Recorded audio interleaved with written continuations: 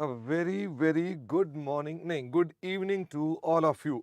आप सबका बहुत बहुत स्वागत है। शुभम बत्रा, सौम्यजीत चक्रवर्ती, प्रतीशा पात्रा, अर्पित जैन, आदित्य और मैं अब यूट्यूब से भी देखता हूँ।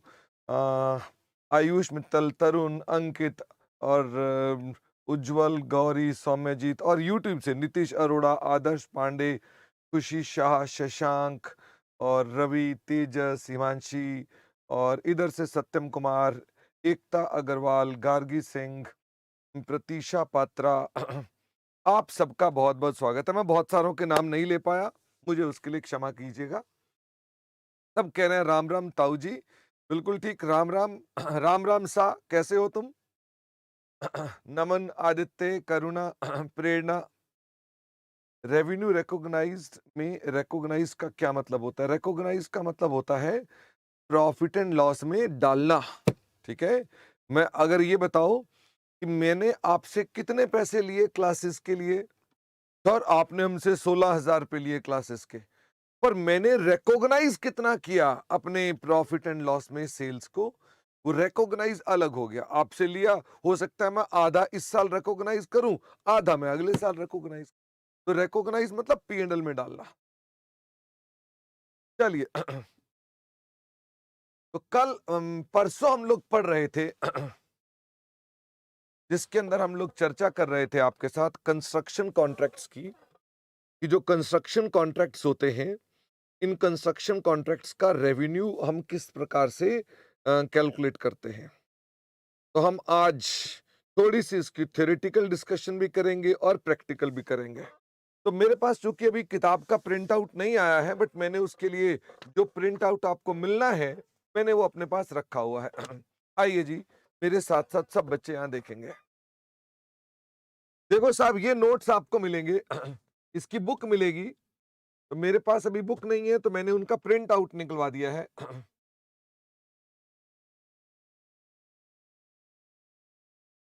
अकाउंटिंग, जूम कर दें थोड़ा सा।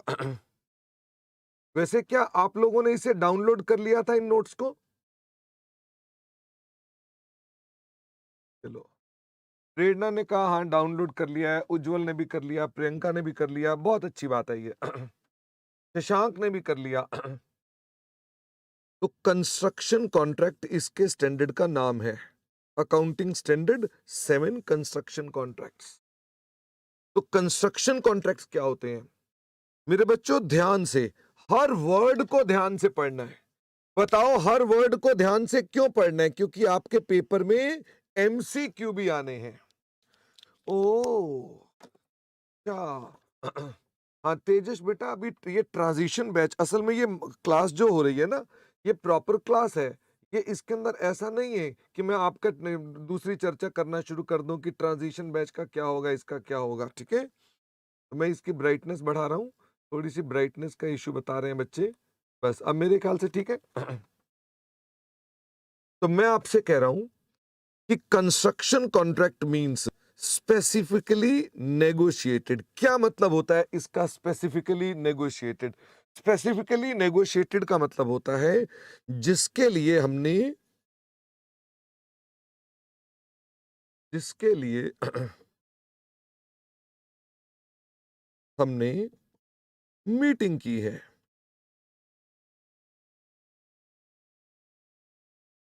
इसका मतलब जिसकी हमने मीटिंग करी है वो स्पेसिफिकली नेगोशिएटेड है, बाद में कंस्ट्रक्शन हो रही है। मुझे कोई ऐसा एग्जाम्पल दो जिसके अंदर ऑलरेडी किसी ने कंस्ट्रक्शन कर ली हो और फिर मीटिंग करी हो। ऐसा कोई एग्जाम्पल दो। क्या आपके पड़ोस में कोई ऐसा बिल्डर है जिसने फ्लोर बनाने शुरू कर दिए और बना करके उसके बाद लोगों से कहा आओ भाई साहब खरीद लो? लोग वहां पर आए, उन्होंने कहा हाँ मुझको ये खरीदना है। तो ये बताओ, क्या वो स्पेसिफिकली नेगोशिएटेड है? स्पेसिफिकली नेगोशिएटेड का मतलब है जो काम करवा रहा है वो काम होने से पहले उस पार्टी के साथ कांटेक्ट करेगा। क्या आपको बात समझ में आती है? अगर मैंने मकान बनवाना है तो मैं पहले दूसरे बिल्डर को बुलाऊंगा, बिल्डर मेरे पास आएगा, मैं बैठूंगा, हम दोनों आपस में नेगोशिएट करेंगे तो कंस्ट्रक्शन होगी। अगर कंस्ट्रक्शन पहले ही हो रही है और कंस्ट्रक्शन हो रही थी या हो गई है, अब वो मुझसे मीटिंग कर रहा है कि ये मकान लेना है, क्या वो इसमें कवर होगा? फटाफट से बताओ। तो जिन कंपनियों ने, डीएलएफ ने बड़े सारे अपार्टमेंट्स बना के रखे हुए हैं बेचने के लिए, क्या वो इसमें कवर होंगे? आराम से बताइए। भाई उन्होंने बना दी, बड़ी बड़ी टावर्स बना दी, टावर्स के अंदर उन्होंने बिल्कुल नक्शे वक्शे बना के मकान तैयार कर दिए हैं। अब वो आपको बोल रहे हैं आइए इस टावर में मकान खरीदिए। आप गए, आपने नेगोशिएट तो वहां भी करोगे, नेगोशिएट तो करोगे ना कि हाँ भाई कितने का लगाओगे? उसने कहा 2 करोड़ का, आपने कहा नहीं नहीं 2 करोड़ का नहीं, मैं तो 1.5 करोड़ दूंगा। फिर दोनों आपस में बातचीत करेंगे। पर ये क्या कंस्ट्रक्शन कॉन्ट्रैक्ट में आएगा? The answer is no. तो AS7 उन पे लगता है जिनके अंदर पहले नेगोशिएशन होती है, स्पेसिफिकली नेगोशिएटेड, जो कंस्ट्रक्शन के लिए नेगोशिएटेड है। क्या इस पर MCQ पूछे जा सकते हैं? फटाफट से बताओ। क्या इस पर एमसीक्यू पूछा जा सकता है आपको कि भाई बताइए कि construction contracts are those which are specifically negotiated before construction, या स्पेसिफिकली नेगोशिएटेड ड्यूरिंग कंस्ट्रक्शन, या स्पेसिफिकली नॉट नेगोशिएटेड, या स्पेसिफिकली नेगोशिएटेड आफ्टर कंस्ट्रक्शन? बताओ which one is the correct answer. तो इसका मतलब आपको अपने आप को तैयार रखना है। तो आई होप आप अपने पास जब ये छोटे छोटे वर्ड्स को पढ़ोगे ना, तो आपके एमसीक्यू तैयार हो जाएंगे। तो आप ना इसको मुझे दिखाओ। ये जो मैं नोट्स आपको दे रहा हूं, इनमें से सारे के सारे एमसीक्यू हो जाएंगे। वैसे आपकी एमसीक्यू की किताब भी बन गई है। प्रोबेबली वो किताब भी मैं बहुत जल्द आपके पास डाल दूंगा। तो ये रही वो एमसीक्यू की किताब, मैं भी उसको डाल दूंगा। ये देखिए सारे के सारे एमसीक्यू इसके अंदर डल गए हैं। ये एमसीक्यू की बुक है जो हमने बनाई है अपने पास, और ये एमसीक्यू जितने भी क्वेश्चंस लिए हैं, ये सब के सब क्वेश्चंस जो हैं ये आपके लिए रेलेवेंट हैं। These are all relevant, okay. इसके अलावा आपके मोबाइल ऐप पर भी ये नहीं डिफरेंट क्वेश्चंस होंगे। तो यानी कि आपको जो मोबाइल ऐप से नहीं कर सकते यहां से करें, मैं कहूंगा दोनों से करें, बिकॉज दोनों में डिफरेंट डिफरेंट क्वेश्चंस है, ओके। शशांक कह रहे हैं कितने पेज के हैं? 42 पेज के हैं। बट ये अल्टीमेटली आपके लिए वो हैं जो आपके एमसीक्यू। मैं आपको ये कह सकता हूं शशांक कि आप मई 24 का पेपर जिन एमसीक्यू में से पूछा जाएगा वो ये 42 पेज के हैं, 43वें पेज की जरूरत नहीं है। अगर ये 42 पन्नों के एमसीक्यू घोट के पी गए ना, आपको एमसीक्यू बाहर से नहीं मिलेगा। अगर मिल जाएगा तो मुझे कटवा दूंगा अपनी में। वापिस आइए। तो मैं आपसे कहना चाहता हूं कि ये स्पेसिफिकली ये नोट्स उसके हिसाब से ही बनाए गए हैं। स्पेसिफिकली नेगोशिएटेड कॉन्ट्रैक्ट्स किसके लिए? टू, भाई बताओ कॉन्ट्रैक्ट किसके लिए है? टू कंस्ट्रक्ट एनी एसेट और ग्रुप ऑफ एसेट्स। मतलब क्या एक बिल्डिंग बनाने का कॉन्ट्रैक्ट होगा कि दो बिल्डिंगें भी हो सकती हैं? फटाफट से बताओ। क्या एक ही बिल्डिंग का होगा कि दो बिल्डिंग भी हो सकती हैं? दो बिल्डिंग भी हो सकती हैं। Which are inter related. Inter related मतलब दो एक जैसे हैं। भाई दो बिल्डिंगें बनानी है, एक जैसी हैं। इन टर्म्स ऑफ डिजाइन, वो डिजाइन में एक जैसी हैं। इनमें हम कॉन्ट्रैक्ट्स ऑफ सर्विस भी जोड़ेंगे रिलेटेड टू कंस्ट्रक्शन। मैं जरा इसी बात के ऊपर और भी बात करना चाहता हूं। ये मैंने अपने पास पिछली क्लास की थ्योरेटिकल डिस्कशन है। मेरा आपसे ये क्वेश्चन है, फटाफट से बताते जाओ। मैं आपसे कह रहा हूं कि हमने कोई कॉन्ट्रैक्ट किया है for construction of parking area. फटाफट से बताओ क्या ये कंस्ट्रक्शन, और ये स्पेसिफिकली नेगोशिएटेड है, मतलब ये कि पहले नेगोशिएट हुआ है बाद में काम हुआ है। क्या ये आपके पास कंस्ट्रक्शन कॉन्ट्रैक्ट है? यस और no. Construction of parking area, कोई पार्किंग एरिया बनाना है, क्या ये कवर होगा? The answer is yes. मैंने कहा contract for construction of airport, फटाफट से बताइए क्या ये कवर होगा कि नहीं होगा? स्पेसिफिकली नेगोशिएटेड है, मैं बार बार बोल नहीं रहा उसको। तो क्या ये कवर होगा? द आंसर इज यस, ये भी कवर होगा। मैंने कहा कॉन्ट्रैक्ट फॉर कंस्ट्रक्शन ऑफ, अब हम क्या बोल देते हैं? कॉन्ट्रैक्ट फॉर इंटीरियर डेकोरेशन, क्या ये कवर होगा? कॉन्ट्रैक्ट फॉर इंटीरियर डेकोरेशन, क्या ये कवर होगा?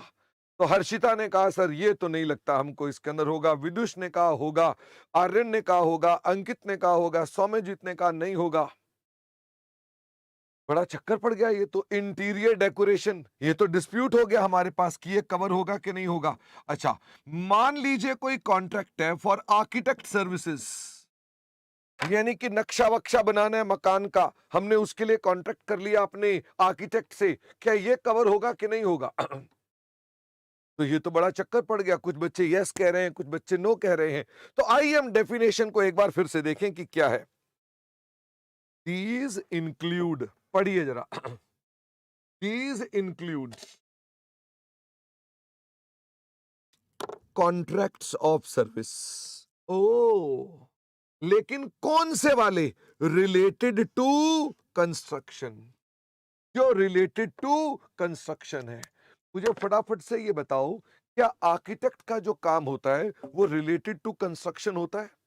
जो आर्किटेक्ट का काम होता है, क्या ये रिलेटेड टू कंस्ट्रक्शन होता है? द आंसर इज यस, इसलिए ये स्टैंडर्ड अप्लाई होगा।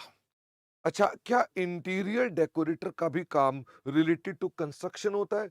हाँ, मकान बन के तैयार होना है तो कंस्ट्रक्शन में कोई खाली ईंटें और सीमेंट की बातें थोड़ी ना हो रही हैं, मकान बनकर तैयार होने की बात है। क्या इंटीरियर डेकोरेशन भी कंस्ट्रक्शन का पार्ट है? The answer is yes. इसका मतलब दोनों के दोनों ही हमारे पास इसमें कवर होंगे। मैं और भी आपके साथ बात करना चाहता हूं। Contract for destruction of building, मतलब यह कि हमने बिल्डिंग को तोड़ने का कोई कॉन्ट्रैक्ट लिया है। Contract for destruction of building, contract ये मिला कि भाई साहब मेरी बिल्डिंग तोड़ दो, क्या वो भी इसमें कवर होगा? फटाफट से बताओ, क्या वो भी इसमें कवर होगा? जवाब है हां। कंस्ट्रक्शन और डिस्ट्रक्शन नेगेटिव और पॉजिटिव है। कंस्ट्रक्शन का उल्टा डिस्ट्रक्शन है, लेकिन ये भी उसी का पार्ट है। क्या कंस्ट्रक्शन करते वक्त डिस्ट्रक्शन भी करनी पड़ती है आपको? The answer is yes. कई बार ऐसा होता है कंस्ट्रक्शन कर रहे हैं तो कोई दीवार टेढ़ी हो गई, वो डिस्ट्रक्ट कर रही है, इवन पहले का खंडर बना हुआ है वो हटा के आपने नया मकान बनाना है, तो destruction is also part of construction. तो मुझे फटाफट से ये बताइए, मकान बन करके जब तक रेडी नहीं हो जाता, हाँ डिमोलिशन भी इसके अंदर आएगा, ठीक है। अभी ना बीच में एक बिल्डिंग तोड़ी गई थी, अगर आपको पता हो, सुप्रीम कोर्ट के ऑर्डर से बिल्डिंग तोड़ी गई थी, 2 ट्विन टावर नोएडा के अंदर। तो याद है आपको? उसके अंदर वीडियो भी बहुत लोगों ने बनाए थे और बहुत कुछ हुआ भी था, बम धमाके लगाकर उसे उड़ाया गया था। क्या आपको मालूम है ये डिस्ट्रक्शन के भी कॉन्ट्रैक्ट्स होते हैं, ये भी धंधा है। तो ये सब भी इसमें इंक्लूड कर दिया जाता है, इसके अंदर भी आएगा। आदित्य ने कहा कि सर रेनोवेशन भी इसमें आएगी। The answer is yes. Construction मैंने नहीं कहा कि नए की है, पुराने की कंस्ट्रक्शन है, यानी मकान पुराना है, मैंने उसकी बालकनी की कंस्ट्रक्शन कराई, रूफ की रिपेयर करवाई, ये सब भी कंस्ट्रक्शन के कॉन्ट्रैक्ट्स हैं। वंश कह रहा है इंटर रिलेटेड का थोड़ा एक्सप्लोर कर दीजिए। इंटर रिलेटेड का मतलब है कि जो आप काम कर रहे हैं, दूसरा वाला कॉन्ट्रैक्ट भी उसके साथ जुड़ा हुआ है। मैं इसको ये कहूं जैसे कि मकान का बनाना और उसके आगे पार्किंग का बनाना, ये इंटर रिलेटेड कॉन्ट्रैक्ट है, तो ये अल्टीमेटली एक ही चीज है। ओके, इंटर रिलेटेड मतलब यू कांट से कि नहीं नहीं पार्किंग मकान थोड़ी ना है, तो इंटर रिलेटेड है, क्योंकि मकान बनेगा तो पार्किंग तो होगी होगी, देयरफॉर वो भी हमारे पास कंस्ट्रक्शन कॉन्ट्रैक्ट्स का पार्ट होता है। तो कंस्ट्रक्शन कॉन्ट्रैक्ट को क्या हम वाइडर सेंस में देखते हैं? The answer is yes. कब तक देखते हैं? फटाफट से बताओ, कब तक देखते हैं? नेगेटिव, खंडहर से लेकर, कहां से लेकर? खंडहर से लेकर। उम्मीद से कर सकते हो खंडहर का मतलब क्या हो गया? पुराना मकान बना हुआ है या बंजर जमीन है, बंजर जमीन से मैंने एयरपोर्ट बनाना है, तो क्या बंजर जमीन में जो मैंने पेड़ वेड़ साफ कराने का कॉन्ट्रैक्ट दिया, क्या वो भी कंस्ट्रक्शन कॉन्ट्रैक्ट है? फटाफट से बताओ। बिल्कुल नेगेटिव से शुरू हो जाओ कि खंडहर, बंजर, वहां से लेकर कहां तक देखना है आपने? फटाफट से बताओ, वहां से लेकर कहां तक देखना है? जब तक वो एसेट रेडी फॉर यूज नहीं हो जाता। जब वो रेडी फॉर यूज हो जाता है, उसके बाद के कॉन्ट्रैक्ट इसके अंदर नहीं आएंगे, और कोई रिपेयर्स हैं या कोई रेनोवेशन है वो भी कवर किए जाएंगे अगर वो इसी दौरान की एक्टिविटीज वाले होते हैं। ओके, तो ये डेफिनेशन आपके ना खून में दौड़नी चाहिए। मैं भूल गया, फिर से बताना जरा, ये डेफिनेशन को मैंने गायब कर दिया, बताइए। Construction contract means contracts that are specifically negotiated for, negotiated किसके लिए? For construction of क्या? Asset या group of asset which are interrelated in terms of design etc. This include contract for services related to construction. Okay? ये definition तुम्हें याद होनी चाहिए. क्या डेफिनेशन याद होगी तो एमसीक्यू निपटा दोगे भाई? 30 नंबर के हैं एमसीक्यू, 30 नंबर से हम रैंक ला भी सकते हैं और फेल हो भी सकते हैं. वापिस आइए. Examples of construction contracts. यह एग्जाम्पल दिया मैंने, contract to construct a building, dam, road, airport etcetera. कोई दिक्कत नहीं है तो चले आगे. ठीक है. अंकित एमसीक्यू थ्योरी से आएगा या प्रैक्टिकल से भी आएगा, मैं आपकी प्रैक्टिस एमसीक्यू की भी कराऊंगा. ठीक है. कॉन्ट्रैक्ट दो तरह के हो सकते हैं. मैंने आपको अभी तक फिक्स्ड प्राइस कॉन्ट्रैक्ट शुरू किए हुए हैं, तो मैंने ये चर्चा भी नहीं करनी, मैं इसको अंडरलाइन नहीं कर रहा. ये वाली बातें मैंने डिस्कस नहीं करनी है, इसकी चर्चा भी मैं नहीं कर रहा. मैंने कहा हम अपने कॉन्ट्रैक्ट्स का रेवेन्यू कैसे कैलकुलेट करते हैं. क्या पिछली क्लास में यही डिस्कस करना शुरू किया था कि कॉन्ट्रैक्ट में हम लोग रेवेन्यू को तथा प्रॉफिट को कैसे कैलकुलेट करते हैं in case of fix price contract? अभी मैंने बताया नहीं ये कौन से कॉन्ट्रैक्ट होते हैं, अभी खाली इतना बताया. क्या हम लोग परसेंटेज ऑफ कंप्लीशन मेथड लगाते हैं? The answer is yes. फिर से, क्या ये थ्योरी में एमसीक्यू में पूछा जा सकता है कि बताइए कॉन्ट्रैक्ट का रेवेन्यू कौन से मेथड से कैलकुलेट होता है? कौन से मेथड है? Percentage of completion method. रट्टा लगा लीजिए, खून में चला जाना चाहिए कि इस मेथड से हम काम करते हैं. Following steps are applied. मैंने इसमें से आपको जो स्टेप बताए हैं वो कौन से स्टेप बताए हैं?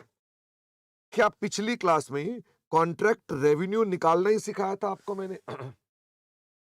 क्या मैंने आपको परसों वाली क्लास में कॉन्ट्रैक्ट रेवेन्यू निकालना सिखाया था? हाँ.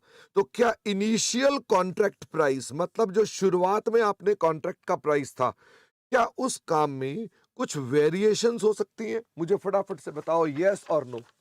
क्या उस काम में कोई वेरिएशंस हो सकती हैं? मुझे वेरिएशन का हिंदी मतलब बताओ, क्या मतलब हुआ? वेरिएशन का हिंदी में क्या मतलब हुआ? हम बोलते हैं वेरिएशन, तो वेरिएशन का मतलब क्या है? बिल्कुल, हर्ष ने कहा बदलाव, एकता ने कहा चेंजेस, मतलब जिसमें कुछ एक्स्ट्रा काम आ गया.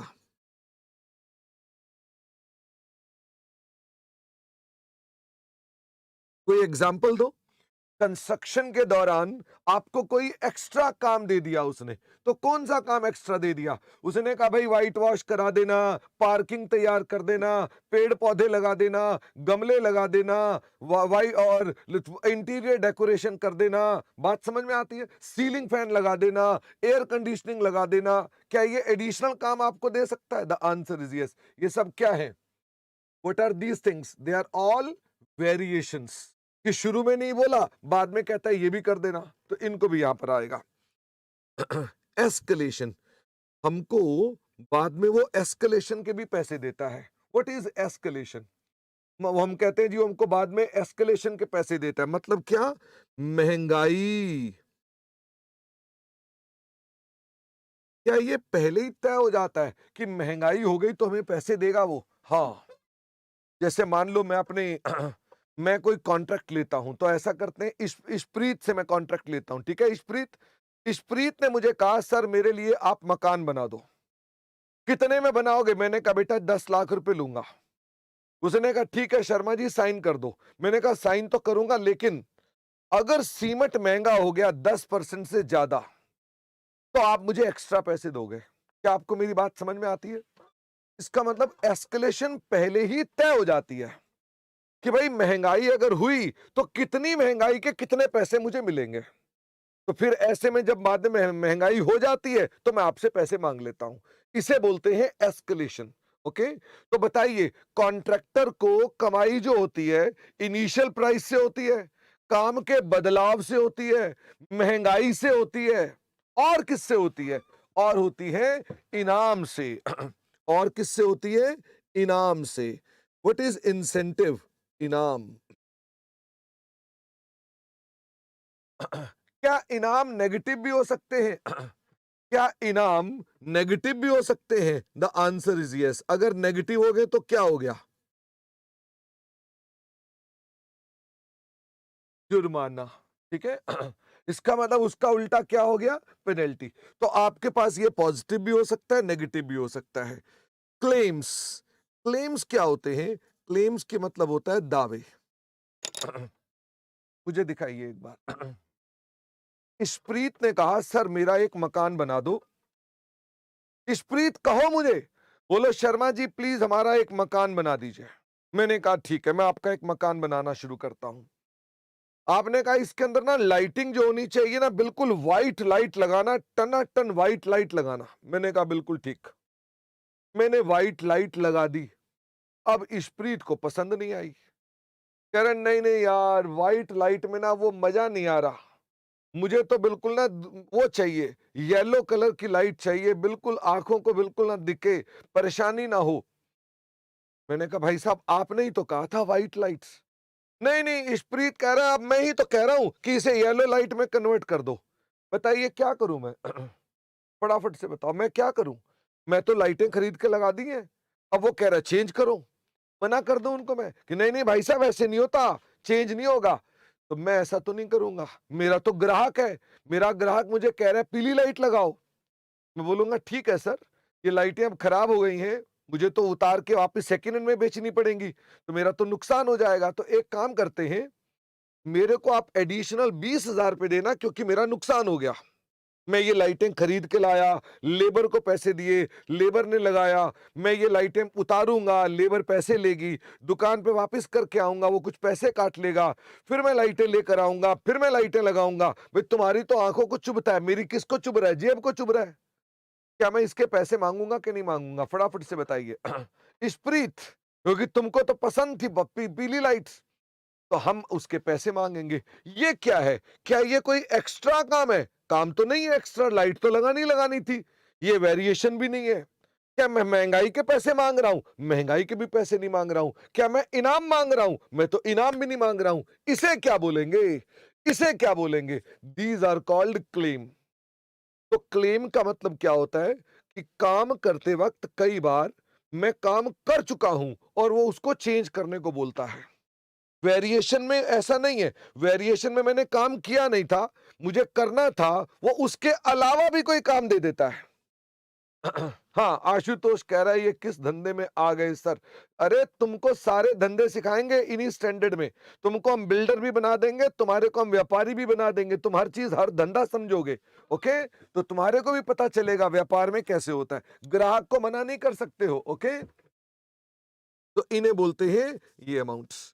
फिर इनका टोटल क्या कहलाता है? इसका टोटल कहता है कॉन्ट्रैक्ट रेवेन्यू। एक चीज और, क्या ये वेरिएशंस हो या क्लेम्स हो या ये एस्केलेशंस हो या ये इंसेंटिव हो, ये अपने आप मन घड़ंत ले लें या रिकॉग्नाइज तभी करें अगर हम इनको ठीक से मेजर कर सकते हैं and its realisation is certain. I am just going to give you an example on this. मैं एक एग्जांपल दे रहा हूं, जूम आउट कर लो, इधर आ जाओ। किसका मकान तैयार कर रहा हूं मैं? फटाफट से बताओ किसका मकान तैयार कर रहा हूं मैं? मुझे किसने कॉन्ट्रैक्ट दिया है? मुझे इशप्रीत ने मकान बनाने के लिए दिया है। तो इशप्रीत तो बैठा है अपने शहर में। इशप्रीत कहां पर बैठे हो आप लोग? फटाफट से बताओ कौन से जगह पे बैठे हो? उसका मकान बना रहा है, मुझे पता नहीं इशप्रीत कहां बैठा हुआ है। लखनऊ में बैठा है। ओके। तो इशप्रीत का मकान लखनऊ में बन रहा है। ये मेरा स्टाफ है। इशप्रीत ये मेरा स्टाफ है। भाई साहब बड़ा परेशान कर रखा है इशप्रीत ने यार। अब इशप्रीत आपको तो नहीं पता, मैं आप ही के बारे में बात कर रहा हूं। तो क्या आपको पता है मैं आपके बारे में बात कर रहा हूं? पर आप ही के बारे में बात हो रही है, आप सुन नहीं रहे हैं। ओके, तो मैं आपके पीठ पीछे बातें कर रहा हूं। यार दिमाग खराब कर दिया इस प्रीत ने। बिल्डिंग बनवा रहा है, रोज जाना फोन करके, कभी ये नहीं हुआ कभी वो नहीं हुआ, बहुत दुखी कर दिया मेरे को। तो लगता है भाई ऐसे लोगों से तो पालन नहीं। जानते हो सामने सामने इशप्रीत से हम क्या बोलते हैं? बोलिए इशप्रीत जी क्या कहना चाहते हैं? हाँ हाँ हाँ हाँ, सही कह रहे हैं, बिल्कुल ऐसे ही होना चाहिए। इशप्रीत जब फोन रखते हो तो पीछे हम पता क्या बात करते हैं? यार दिमाग खराब कर दिया बंदे ने यार। पर कभी कहता है ये करो, कभी कहता है वो करो। हम यहाँ काम करते हैं, फोन कर देता सुबह सुबह, कहता है ये कर देना वो कर देना। बड़ी दिक्कत हो गई, क्या करें, धंधा है, करना तो पड़ेगा। मैं इस इशप्रीत से ना आखिरी में बोलूंगा, भाई साहब 10 लाख रुपए का इनाम चाहिए मेरे को। बोलो हाँ, दोनों मिलके जाएंगे। हम कहेंगे इशप्रीत 10 लाख रुपए दे दो, ठीक है। उतने में मेरे अकाउंटेंट का फोन आ गया, ध्यान देना, मेरे अकाउंटेंट का फोन आ गया। 1 मिनट जरा, फोन आ गया, इशप्रीत का नहीं है। हेलो, हाँ सीए साहब बोल रहे हैं? हाँ हाँ सीए साहब, बना रहा हूं, बिल्डिंग बना रहा हूं इशप्रीत के लिए। क्या चाहिए आपको? Contract revenue. कॉन्ट्रैक्ट रेवेन्यू देखो, इशप्रीत ने तो 10 लाख रुपए देने की बात करी है, पर मैं उससे 10 लाख का इनाम लूंगा। बहुत दिमाग खराब कर दिया उसने मेरा। आप है मेरे चार्टेड अकाउंटेंट, मेरा रेवेन्यू 20 लाख होगा कि 10 लाख होगा? प्लीज टेल मी। इशप्रीत को पता भी नहीं है, इशप्रीत को पता भी नहीं है। और हम यहां क्या सपने संजोए बैठे हैं, फटाफट से बताओ। हम क्या सपने संजोए बैठे हैं? हम सपने संजोए बैठे हैं कि मैं इशप्रीत से पहला 10 लाख तो लेना ही लेना है, 10 और भी लूंगा। क्या ये गलत नहीं है बात? ये तो वैसे ही हो गया कि लड़के ने शादी करने के लिए लड़की के बारे में मन बना रखा है, लड़की को पता ही नहीं है, वो कह रहा है मैं इसी से शादी करूंगा। ऐसे थोड़ा ना शादी हो जाएगी। आप समझ रहे हैं ना बात? बताइए, क्या दूसरी पार्टी की मंजूरी चाहिए कि नहीं चाहिए? आपको समझना पड़ेगा। दूसरी पार्टी भी तो हाँ करे ना। आप कह रहे हैं मैं 10 लाख रुपए का इनाम लूंगा, तो उसकी भी तो मंजूरी चाहिए ना कि हाँ मैं 10 लाख दूंगा। तो ये बताओ, ये जो वेरिएशंस हैं, या ये क्लेम्स हैं, या ये एस्केलेशंस हैं, या ये इंसेंटिव्स हैं, क्या मैं मन गढ़ंत तरीके से अपने आप ही कहूं नहीं यार मैं इससे ना वेरिएशन के पैसे भी लूंगा, मैं नहीं छोड़ूंगा, बहुत दिमाग खराब कर दिया, और मैं क्लेम के भी पैसे लूंगा, और सीमेंट कितना महंगा हो गया है, मैं इस प्रीत से सीमेंट के भी पैसे लूंगा? क्या what I am imagining, can I say कि दिस इज माई रेवेन्यू? फटाफट से बताइए, you are chartered accountant, can I say these are my revenue? तो when can variations, incentives, claims and escalations be considered as revenue? फटाफट से बताओ, ये चार को हम रेवेन्यू में कब बोलेंगे?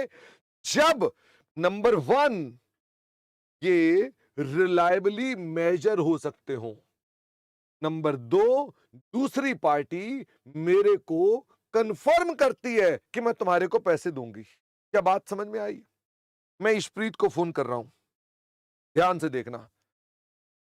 मैं इशप्रीत को फोन करूंगा, आप मेरे को बताओगे। अविनाश, सिंपली सुनना जरा। मैं इशप्रीत को फोन कर रहा हूं। To to to to to two. Hello Ishpreet ji, देखो आपने बहुत दुखी कर दिया हमको। कभी ऐसी छत बनवा दो, कभी ऐसी छत बना दो।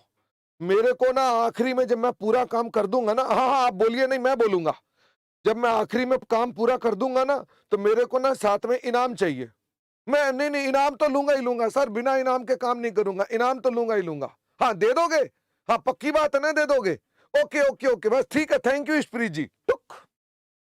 बताइए, इशप्रीत ने हाँ कर दी है इनाम देने के लिए, पर अमाउंट बोला है क्या? क्या इशप्रीत ने अमाउंट बोला है? ना मैंने बोला, तुमने ध्यान से सुना कि नहीं सुना पता नहीं, ना मैंने अमाउंट बोला, ना इशप्रीत ने बोला। क्या मैं इसे रेवेन्यू में बुक कर सकता हूं? इशप्रीत कह रहा है मैं दूंगा, इनाम दूंगा आपको, क्या मैं रेवेन्यू बुक कर सकता हूं? फटाफट से बताइए। The amount is no. दोबारा फोन कर रहा हूं।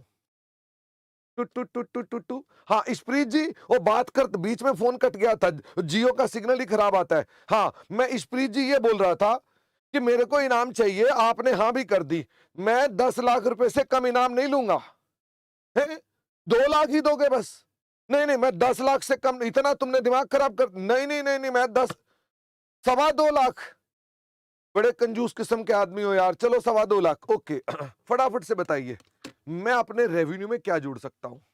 मैं अपने रेवेन्यू में रिलायबली मेजर कितना हो सकता है, प्लीज टेल मी। मैं 10 लाख सोच के बैठा हूं, दूसरी पार्टी 2.25 लाख से ऊपर नहीं जा रही, तो बताइए क्या रिलायबली मेजर 2.25 लाख हो सकता है? और दूसरी पार्टी ने हाँ कर दी है क्या? दूसरी पार्टी ने क्या हाँ कर दी है? The answer is yes. अच्छा वैसे अगर मान लो क्वेश्चन में खाली लिखा हो इंसेंटिव 5 लाख रुपए, क्या करोगे? एग्जाम में क्वेश्चन आ गया, उसमें लिखा है कि इंसेंटिव 5 लाख रुपए, क्या मान लोगे? मान लेना। क्या मान लेना? कि सब ठीक ठाक है, ठीक ठाक है भाई, सब ठीक ठाक है। मतलब क्या? रेवेन्यू में बुक कर लेना। That is our assumption. बताओ क्यों? क्योंकि अगर तुम इंस्टीट्यूट में लिखे हुए 5 लाख को बोलोगे कि मेरे को तो तुमने बताया कहाँ है ये 5 लाख रुपए बुक करने चाहिए, मैं तो आपने कहा ही नहीं। इंस्टीट्यूट क्या बोलेगा बताओ जरा? मैं इंस्टीट्यूट के आंसर में लिख दूंगा, मैं क्यों इंसेंटिव बुक करूं, तुमने लिखा ही नहीं कि ये कंफर्म हुआ पार्टी के साथ कि नहीं हुआ। इंस्टीट्यूट कहेगा हाँ, मुझसे गलती हो गई, मैं ये बताना भूल गया कि ये कंफर्म होगा कि नहीं होगा। और इंस्टीट्यूट कहेगा अगली बार आना, मैं अगली बार तुम्हें ठीक से क्वेश्चन बताऊंगा, इस बार तो गलती हो गई, प्लीज अगली बार आके फिर से देखना कि मैं ठीक क्वेश्चन बना रहा हूं कि नहीं। बताओ नुकसान किसका हुआ? किसका नुकसान हुआ? हमारा ही तो हुआ। तो पहले ही मान लो क्वेश्चन में लिखा है तो करना ही होगा ना। बात समझ में आती है? करना ही होगा तो ले लेना उसको। अच्छा, एक बच्चा कह रहा है रिलायबली मेजरमेंट का क्या मतलब है? तो देखिए इशप्रीत से बात करते हैं। इशप्रीत जी, कितना इनाम दोगे? 2-4 लाख रुपए दोगे? नहीं नहीं, एग्जैक्ट बताओ ना, 2 लाख दोगे कि 4 लाख दोगे? अच्छा, तब की तब देखेंगे। मैं मतलब फिर भी बताओ तो, 2-4 लाख रुपए। ओके, फटाफट से बताओ क्या रिलायबली मेजर कर सकते हो? You have not reached a particular value. You have not reached a particular value, it is not reliably measured. क्या मेरी बात समझ में आती है? इसका मतलब आपको अपने पास रिलायबली मेजरमेंट चाहिए। There must be some evidence कि हाँ ठीक है, इतना रिलायबली मेजर हो गया हमारे लिए। ओके, तो हम इस तरह से उसको देखते हैं। ये बताइए, क्या ये जो मैंने पॉइंट बोला है ये फिर से हमारे सवाल में एक थ्योरेटिकल पॉइंट है? तो फटाफट से बताओ।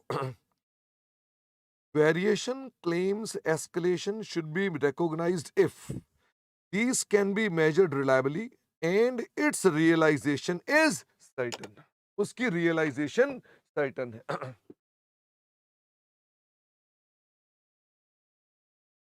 Variation should be recognized if its amount is certain or other party has confirmed it, या if its amount is certain। C, if other party has confirmed, या if amount can be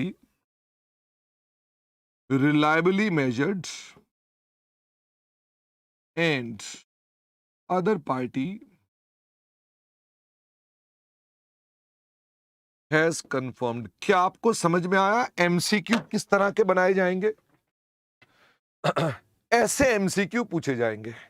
तो क्या आपको एमसीक्यू की तैयारी करनी है तो ये नोट्स को घोट करके अपने भीतर डाल लो। बात समझ में आती है? ये नोट्स तुम्हारे घुट के आ जाने चाहिए। अब फटाफट से बताओ which answer is correct. Oh, A is correct भाई, बल्ले बल्ले, दोनों बातें हैं इसके अंदर। A is correct. मेरे को बताओ मेरे साथ साथ ए वाले बच्चे कौन कौन हैं, मैं उनको नाम लेके शाउट आउट देना चाहता हूं। फटाफट से बताओ ए वाले बच्चे कौन कौन हैं। तो देखते हैं ए वाले बच्चे कौन कौन से हैं। लेकिन क्या मजे की बात है, विदुष है, वो कह रहे हैं ए आएगा। वेरी गुड विदुष।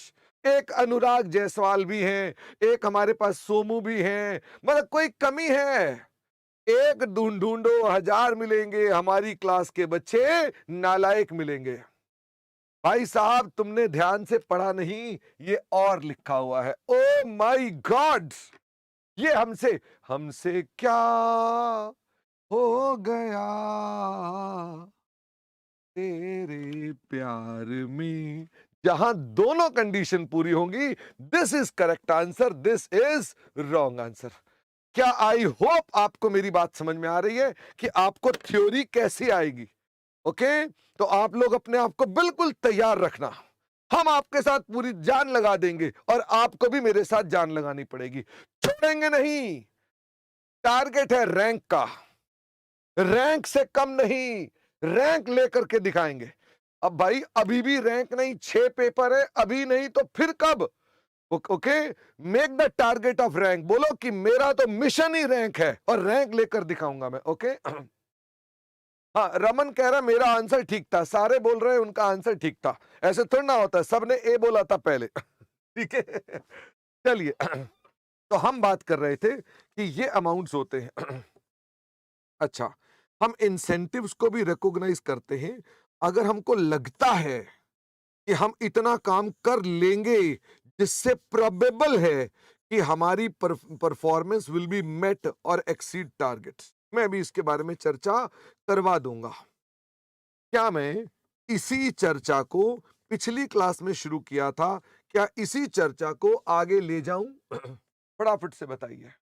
तो मैं अभी और थ्योरी को रीड नहीं करूंगा, हम ऐसे थ्योरी को निचोड़ते हुए चलते जाएंगे। मुझे दिखा दो, हम ऐसे थ्योरी को निचोड़ते हुए चले जाएंगे कि थ्योरेटिकली भी तैयार हो जाएं और प्रैक्टिकली तो हो जाएं। तो क्या मैं अब प्रैक्टिकल पर जा रहा हूं? The answer is yes, I am going back to practical.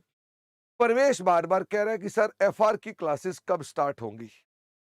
परवेश, तुम्हें यह लगता है कि मैं तुम्हारे को इंटर में फाइनल का बच्चा मुझे कह रहा है शर्मा जी आपकी फाइनल की क्लास करनी है, प्लीज बताओ ना हमको? मैं नहीं बताऊंगा, क्योंकि मेरी ये रेगुलर क्लास चल रही है। ओके, आप YouTube पर बैठे हो, आपको लगता है ये पब्लिकली चैट है तो इनसे कुछ भी पब्लिकली पूछ लो, हालांकि मेरा फायदा है, आप तो मेरी क्लास का एडमिशन लेंगे। But this is the class, if you intend to study then join, otherwise go from here. Okay, there is no purpose sitting. अगर आप ये क्लास अटेंड कर रहे हैं और आप सीए फाइनल के बच्चे हैं, क्यों टाइम बर्बाद कर रहे हो? जाओ कहीं और, नालायक। हाँ, और ऐसे ही आलतू फालतू जो पढ़ाई के अलावा बात है सब बेकार है। यूट्यूब पर जो बैठे हैं, ये मत समझ लेना कि शर्मा जी जवाब देंगे इनका, ठीक है? अच्छा, इनका प्रिंट लेना है क्या? What if the renovation is done post 10-15 years of asset being used? हाँ, तब भी है। रिजुता ने बोला है कि सर अगर 10-15 साल बाद कंस्ट्रक्शन के बाद हम लोग उसकी मरम्मत करा रहे हैं, वो भी इसमें आएगा। तभी तो मैंने कहा रेनोवेशन भी इसके अंदर इंक्लूड हो है, ठीक है? एक मिनट, इसका प्रिंट आउट ले लेते हैं। और ये प्रिंट आउट आ गया है। Okay,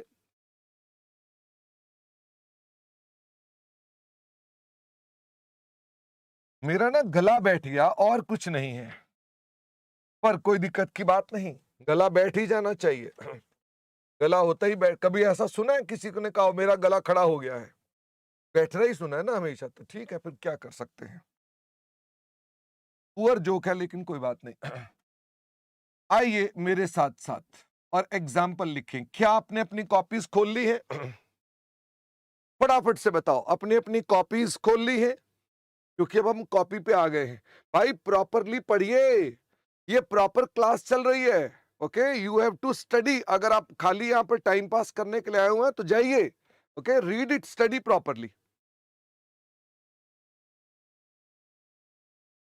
A limited provides following information of a contract whose initial revenue was, चलो तुम बताओ, ऐसा ना हो कि तुम्हें लगे शर्मा जी अपनी मर्जी के सवाल बना रहे हैं। बताओ। सैयद, बताइए। आदित्य ने कहा 25 लाख ले लो। ओके,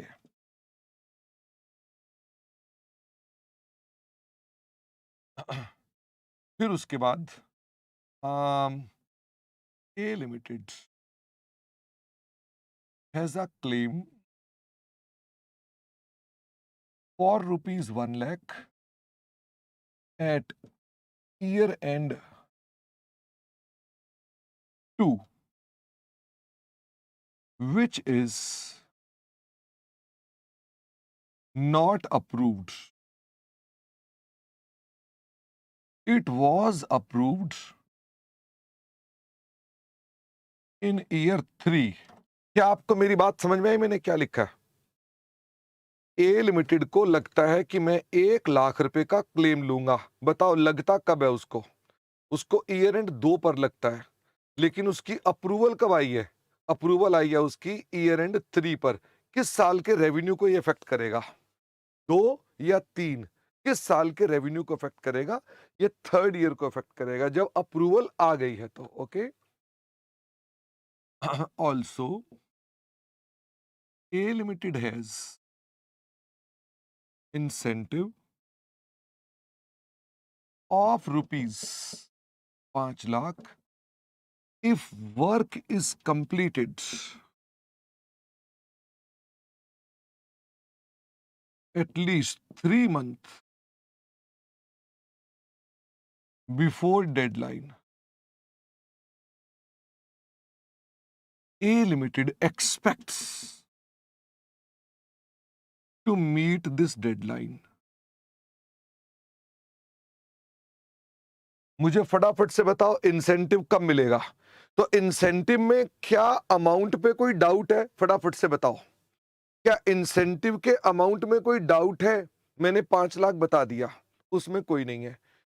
क्या ये दूसरी पार्टी मान गई है? फटाफट से बताओ। स्नेहाशीष, क्या दूसरी पार्टी मान गई है? हाँ, उसी ने तो कहा है कि अगर तुमने काम कितना समय पहले कर दिया, 3 महीने पहले कर दिया, तो तुम्हारे को पैसे मिलेंगे। क्या दूसरी पार्टी ने हाँ करी है? तभी तो ये लिखा हुआ है। अब मुझसे पूछो शर्मा जी, क्या आप 3 महीने पहले काम कर लोगे?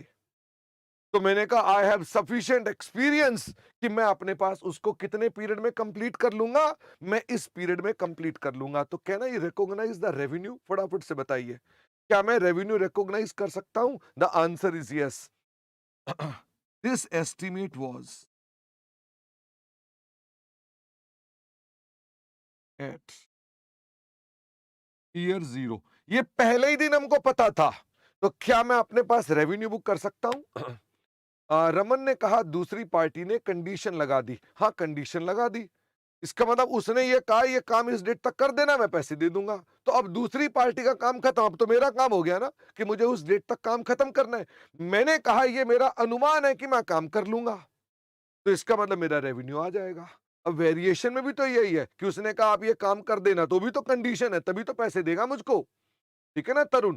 ये बताओ, ये जो 25 लाख देगा, क्या ये फ्री में दे रहा है कि इसकी भी कंडीशन है? हर जगह कंडीशन है। मकान बनाओगे तो 25 लाख मिलेगा, तो कंडीशन तो हर जगह होती है। क्या हमारा अनुमान होता है कि हम काम कर देंगे? The answer is yes, therefore there is no problem. तो हम बोलेंगे कि मेरे पास ये रेवेन्यू रिकॉर्ड हो सकता है। Calculate contract revenue. तो मुझे ये बताओ, कल तो हमने इससे ज्यादा पेचीदा सवाल किया था, पर आज मैंने इसके अंदर थोड़ी सी थ्योरेटिकल बात भी डाल दी है। तो मुझे फटाफट से बताओ ईयर 1, ईयर 2 और ईयर 3 में पहले बताओ इनिशियल रेवेन्यू कितना था? फटाफट से बताओ।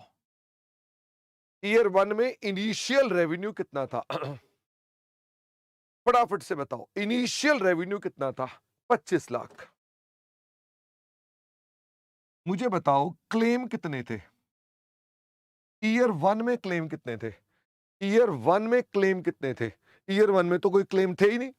बच्चे ने कहा 1 लाख, 1 लाख के क्लेम ईयर 1 में तो कोई भी नहीं थे। अच्छा, इंसेंटिव्स कितने थे ईयर 1 में? ईयर 1 में ही। क्या ये पहले दिन ही मुझको पता था? ये मुझे पहले ही दिन पता था। अगर मुझे पहले ही दिन पता था, तो क्या ये 5 लाख भी यहां पर आ गए? The answer is yes. मुझे फटाफट से बताओ रेवेन्यू कितना हो गया? रेवेन्यू हो गया 30 लाख। अब मुझे ये बताओ, दूसरे साल में 30 लाख के रेवेन्यू में क्या ये 1 लाख का क्लेम लिखूं या ना लिखूं? आई एम नॉट श्योर। दूसरे साल में 1 लाख का इन रेवेन्यू लिखूं कि ना लिखूं? The answer is no. बताइए नो क्यों? क्योंकि अभी हमने काम दूसरी पार्टी से अप्रूव नहीं करवाया है, तो ये नहीं लिखेंगे। और ये तो खैर और था नहीं। This remains at 30 lakhs. मुझे बताओ अगले साल में क्या हमारे पास क्लेम का अमाउंट 1 लाख का अप्रूव हो गया। अच्छा, मैं अगर कहता अप्रूव 75,000 हुआ है तो आप क्या लेते? अगर मैं कहता अप्रूव 75,000 हुआ है तो क्या लेते? फिर 75,000 लेते, बट मैंने आपको पूरा अप्रूव करवा रखा है, देयरफॉर मैं 1 लाख पूरा ले लूंगा। तो मुझे बताइए रेवेन्यू कितना हो गया? This is rupees 31 lakh. क्या ये मुश्किल काम है कुछ?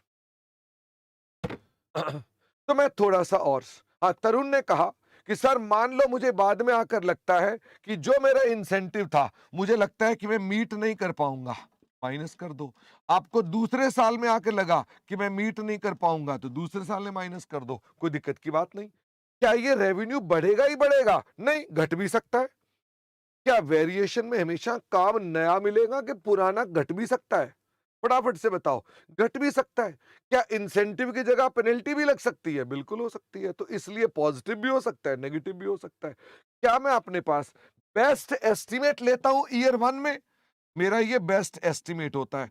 क्या अगले साल मेरा ये एस्टिमेट बदल भी जाता है? What I had estimated earlier, can it change in the next year? The answer is yes, I will take the estimate in the second year. मुझे फटाफट से बताओ, जब स्कूल शुरू होता था, ईमानदारी से बताना, तो पापा आपसे क्वेश्चन पूछते थे, हाँ 7वीं क्लास में आ गया, कितने नंबर लाएगा? क्या बोलते थे? क्या बोलते थे आप पापा को? पापा बोलते थे कितने नंबर लाएगा? आदित्य ने कहा हम बोलते थे 100 नंबर लाएंगे। नमन ने कहा 100 नंबर। क्या वो आपका बेस्ट एस्टिमेट होता था? फटाफट। तनीषा कह रहे हम तो चुप ही रहते थे चक्कर में पड़ना ही नहीं। क्या तुम्हारा वो बेस्ट एस्टिमेट होता था? पापा कहते थे वेरी गुड।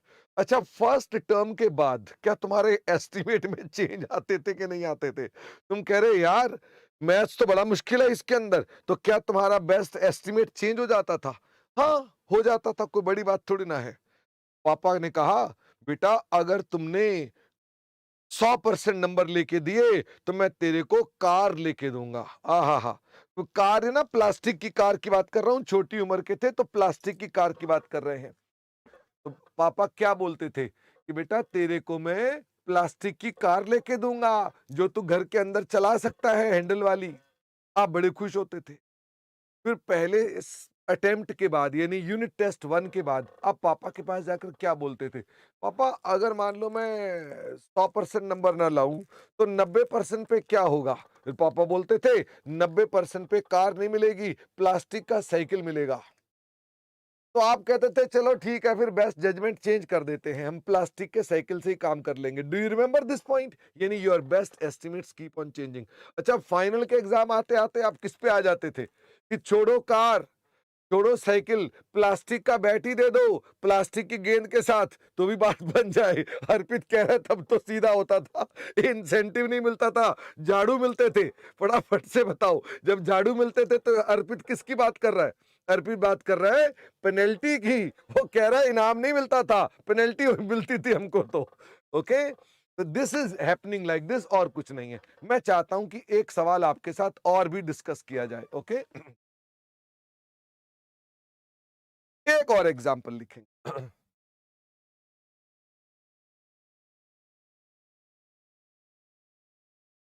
सब बच्चे मेरे साथ साथ लिखेंगे। A contract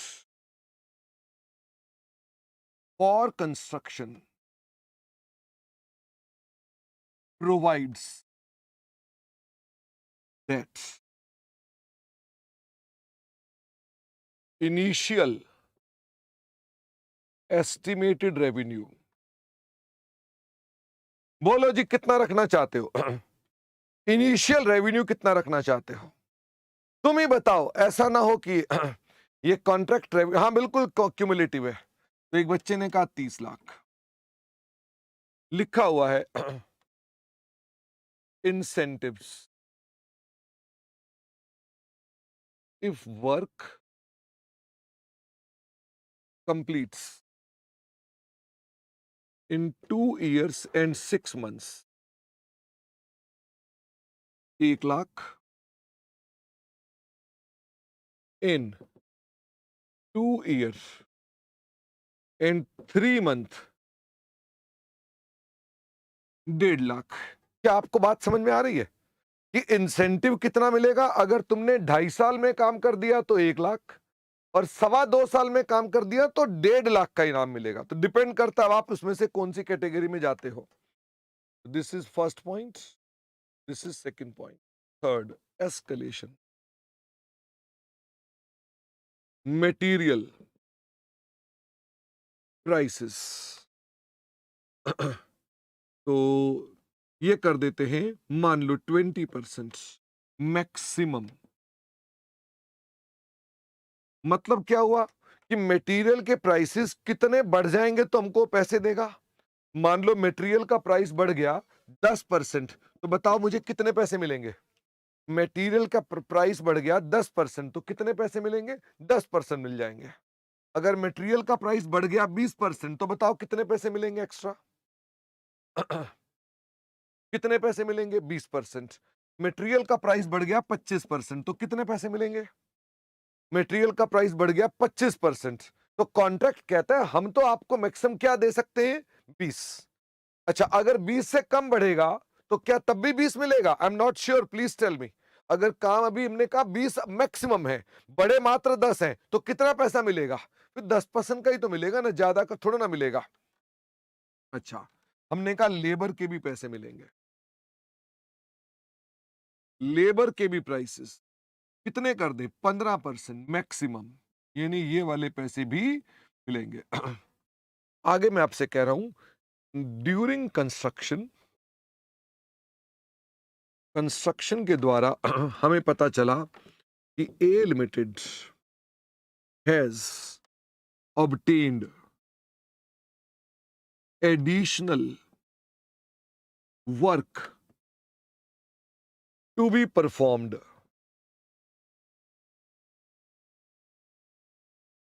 for rupees 5 lakh. इसे क्या बोलेंगे, अंग्रेजी में क्या बोलेंगे। कंस्ट्रक्शन के दौरान पता चला कि हमको 5 लाख रुपए और भी मिलेंगे। ओके, तो ये वेरिएशन हो गई, दिस इज बेसिकली वेरिएशन, ठीक है। Also a limited has approved claim. अगर मैं वर्ड अप्रूव्ड ना भी लिखता तो क्या आप अप्रूव्ड ही मानते। The answer is yes, approved claim of rupees 70,000 during the period. It is estimated that material prices estimated at rupees 50 lakh, 50 lakh ज्यादा हो गया, at rupees 7 lakh will be actually rupees 9 lakh. क्या आपको समझ में आ गया। जो हमको लगता था मटेरियल 7 लाख का मिलेगा, अब कितने का मिल रहा है। जब हमने कंस्ट्रक्शन शुरू करी तो जो माल हमको मिलना था कितने का, 7 लाख का, अब कितने का मिल रहा है, 9 लाख। क्या इसमें एस्केलेशन निकालेंगे। If the prices increase by 25%, तो हर्षिता सिर्फ 20% पैसे मिलेंगे, क्योंकि हमको 20% तक वो कॉम्पनसेट करने वाला है। अच्छा, अब मुझे बताइए, labour prices estimated at rupees 6 lakhs will be rupees 6,30,000। Question है, कैलकुलेट कॉन्ट्रैक्ट रेवेन्यू। क्या आप मुझे ट्राई करेंगे पहले आराम से, या मैं ही करूं। फटाफट से बताइए, जब तक आप कर रहे हैं पहले रीड कर ले और फिर मुझे बताइए। मैं इसको प्रिंट आउट ले लेता हूं। ये मैंने प्रिंट आउट ले लिया है, और प्रिंट आउट ले लिया है, बस हो गया है ये प्रिंट आउट। तो मुझे फटाफट से बता दो कि क्या आप इसका आंसर अकेले निकाल रहे हैं। अकेले हम, अकेले तुम, इस दुनिया में बेटा अकेले आए हैं, अकेले जाना है। सवाल भी क्या करने चाहिए, अकेले के मिलके करने चाहिए। सर बात तो सही कह रहे हो, दुनिया में अकेले आए हैं, अकेले जाना है, तो सवाल मिलके क्यों करें। सवाल भी अकेले अकेले करना चाहिए, सिंपल सी बात है। हाँ, बच्चा कह रहा आए तो अकेले ही है, पर सवाल भी अकेले ही करने पड़ेंगे। हाँ, अर्पित मेरे को तो आज का ही रेवेन्यू निकाल दो। मैंने आपसे पूछा ही नहीं कि कब का रेवेन्यू चाहिए, मुझे आज का ही रेवेन्यू फटाफट से बता दो। फटाफट से करेंगे, मैं आपको दे रहा हूं पूरा पूरा काम करने के लिए। कितनी देर? पूरे पूरे 5 minutes. Okay, you have full 5 minutes to do. आपके पास पूरे पूरे 5 मिनट है। सर अब चुप रहो ना, बोलो मत। ओके।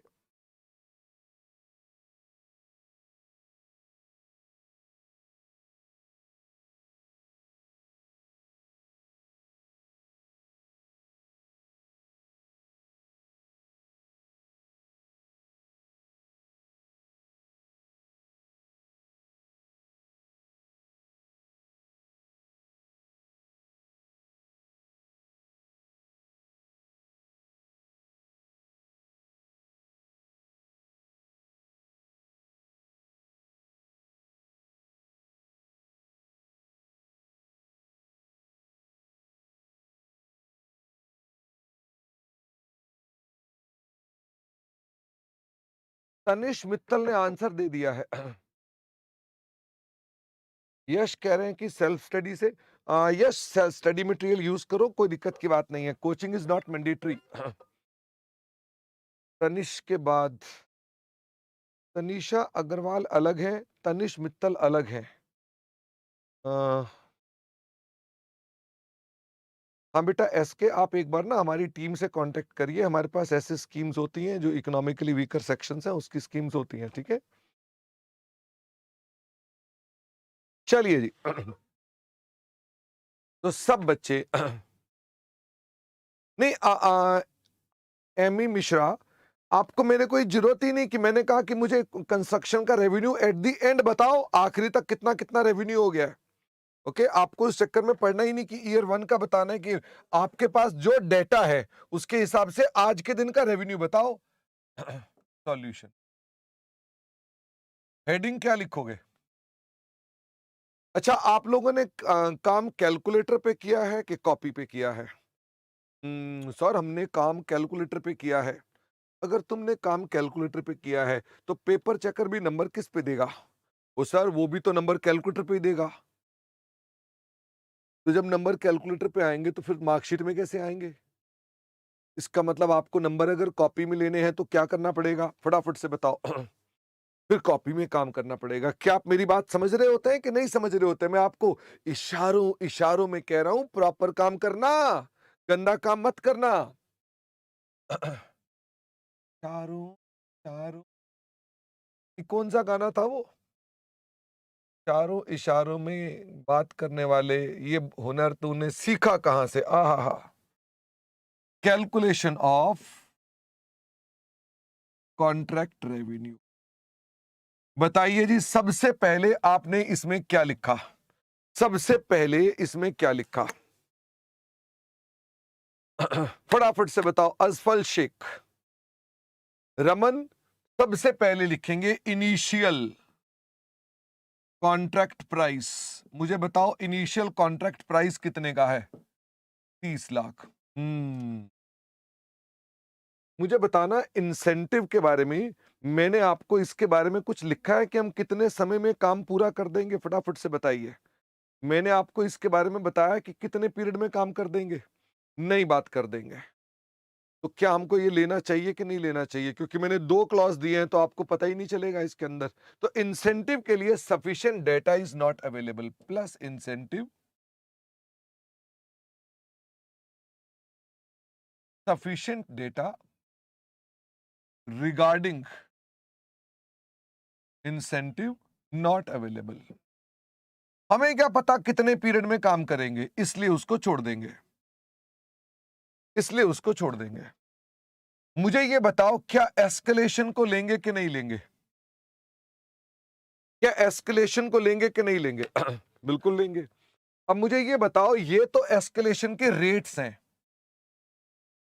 मुझे ये बताओ, मटेरियल में कितने के प्राइसेस बढ़ रहे हैं? फटाफट से बताओ, मटेरियल में कितने के प्राइसेस बढ़ रहे हैं? तो मटेरियल में जो प्राइसेस बढ़ रहे हैं वो तो 2 लाख के प्राइस बढ़ रहे हैं। कितने के ऊपर? 7 लाख पर। तो मुझे बताओ कितने परसेंट मटेरियल का प्राइस बढ़ गया? मटेरियल का प्राइस कितने परसेंट बढ़ गया? 2 लाख का प्राइस बढ़ गया ऑन 7 लाख, तो 2/7%, तो 28% प्राइसेस बढ़ गए। मैक्सिमम कितने पैसे मिलने हैं? मैक्सिमम कितने पैसे मिलने हैं? मैक्सिमम मिलने हैं 20%। तो मुझे ये बताओ, देयरफॉर मैक्सिमम 20%। किसका 20%? 9 लाख का 20% के 7 लाख का 20%? किसका पैसा? 7 लाख का जो ओरिजिनल अमाउंट था उसका 20%। कितना हो गया? 1,40,000। कोई मुश्किल है क्या? कॉमन सेंस लगाते जाओ तो समझ में आ रही है। लेबर का पैसा बताइए कितना होगा? Plus escalation labour. लेबर में 15% तक का है, तो पहले तो मुझे लेबर का प्राइस बताओ। लेबर का प्राइस हो गया 6 लाख का 6,30,000, 30,000 बढ़ गया ऑन 6 लाख। कितने प्राइस बढ़ गए? कितना प्राइस बढ़ गया? 5%। 5% महंगाई हो गई। मुझे बताओ, क्या मुझे 15% तक के पैसे देने थे, तो क्या मुझे 15% मिलेगा कि 5% मिलेगा? I am not sure. क्या मैं 15% क्लेम करूंगा या 5%? भाई जितनी महंगाई हुई है उतने ही तो मिलेंगे। तो कितनी महंगाई हुई है? 5%। वैसे वो वही 30,000 आएगा, तो मैंने कहा जी ये मिल जाएगा 30,000 रुपए। यानी will be getting this amount. इसके अलावा क्या मेरे पास एडिशनल वेरिएशन आई है, तो क्या मुझे वेरिएशन के पैसे भी मिलेंगे? फटाफट से बताइए। क्या मुझे वेरिएशन के पैसे भी मिलेंगे? The answer is yes. फटाफट से बताना, वेरिएशन के कितने पैसे मिलेंगे? वेरिएशन के 5 लाख रुपए मिलेंगे। क्या मेरे पास कोई अप्रूव्ड क्लेम भी है? तो क्या अप्रूव्ड क्लेम के भी पैसे मिलेंगे? हाँ, अप्रूव्ड क्लेम के भी पैसे मिलेंगे। कितने में मिलेंगे? 70,000 रुपए अप्रूव्ड क्लेम के पैसे मिलेंगे, और तो कुछ नहीं है। जोड़े 30, 31, 36, 37, 37, 40। This is your contract revenue. वैसे ये कॉन्ट्रैक्ट रेवेन्यू क्या रिकॉग्नाइज हो जाता है या इसमें डिग्री मल्टीप्लाई करनी पड़ती है? क्या यही रेवेन्यू रिकॉग्नाइज हो जाता है? नहीं भाई साहब, ये तो रेवेन्यू निकला है।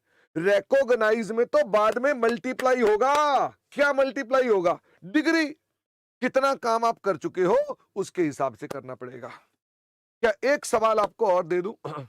एस्केलेशन ऑफ मटेरियल प्राइसेस में, हाँ बिल्कुल रुपेश, सीधा भी लिख सकते थे पर मैं समझाने के लिए कर रहा हूं। क्या आपका एक छोटा सा टेस्ट लूं? फटाफट से बताओ, क्या तुम्हारा एक छोटा सा टेस्ट लूं? नहीं नहीं सर, आप प्लीज सर हमारा छोटा टेस्ट मत लो। अरे मेरी पेंसिल मिल गई, मुझे लग रहा था मेरी पेंसिल घर रह गई है। भाई पहले तो ये सारे बच्चे समझ लो, सारे बच्चे जो मुझे देसी टीचर बोलते हैं, क्या मेरे पास भी आईपैड है और मेरे पास भी पेंसिल है? मेरे पास भी पेंसिल है और मेरे पास भी आईपैड है। मेरे को आज से देसी कहना बंद कर दो, ओके? बोलो हमारे टीचर मॉडर्न हो गए हैं। वे सबसे ज्यादा जो है इनकी उम्र वाले हैं, सबसे ज्यादा एक्सपीरियंस्ड और सीनियर हैं, और ये भी अपने पास अब आईपैड ले आए हैं। ठीक है, मेरी मूंछें गर्व से ऊंची होती जा रही हैं। ठीक है, चलो भाई। तो सबसे पहले हम लोग आपका एक छोटा मिनी टेस्ट लेंगे। कितनी देर का टेस्ट लेंगे? टेस्ट होगा आपका 7.5 मिनट का। मैं पर 7.5 मिनट दूंगा नहीं आपको, मैं थोड़ा कम टाइम दूंगा। मैं 5 मिनट दूंगा। Okay, I will be giving you 5 minutes to do this test. तो आप 5 मिनट में वो टेस्ट पूरा करेंगे। ठीक है, you will have 5 minutes to do this question, और मैं आपके सामने क्वेश्चन निकाल रहा हूं। बस 2 मिनट लगेंगे, और 2 मिनट के अंदर अंदर ही आपके सामने क्वेश्चन आ जाएगा, और आप वो क्वेश्चन करेंगे। पढ़वा मैं दूंगा आपको। Okay, I read it with you, but you will ultimately do it yourself. You will have 5 minutes to do this question, और 5 मिनट्स क्वेश्चन पढ़ने तक के हैं ऑल टाइम्स। ठीक है,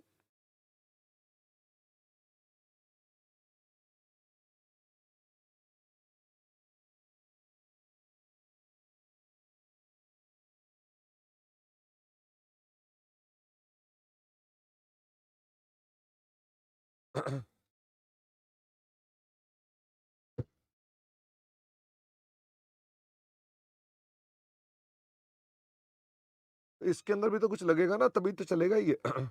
इसमें भी तो कुछ डालो, हैं? लैपटॉप से निकालो।